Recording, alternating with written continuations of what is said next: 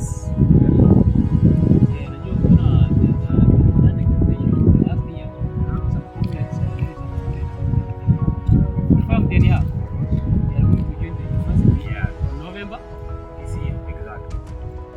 Utaweza waambia aje? Kama utaweza waambia aje wajipanga kivipi? Wajipanga kivipi? Ndio, na hakuna kujipanga tu, hata kwa kufikiria kuna na kufanya kozi mbaya mbaya huko. Utaweza waambia aje how the life experience in campus? Experience in campus. Basi fikirie tu wanakuja ukajua na mademu huko tu, kama una demu unakaa tu single forever. Hapana, yani you want to deal with the academics. Academics utaweka aje vipi? For comrade, hakunanga academics. Una watu tu smart and una prosper. Ni kama tumeona tu umejipanga tu like this last year 2025 we received the many students and passed the examination, the KCSE. The last time 2024 they were 250 and this year and the last 270. There's a glove is moving on, moving upside. Okay, nataka tu advice yaje ukikuja hapa campus. For example, unasema ukikuja hapa campus, masomo unaonaje?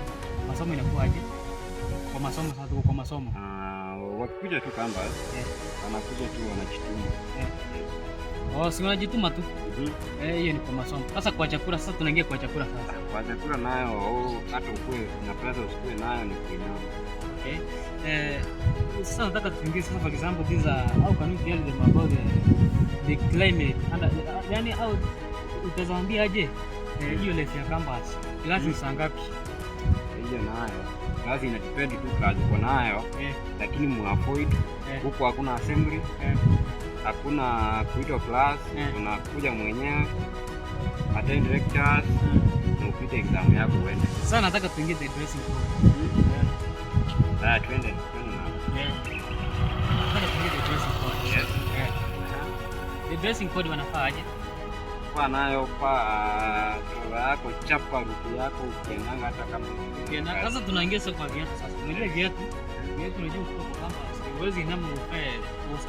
Sivyo? Unafaa viatu gani sasa?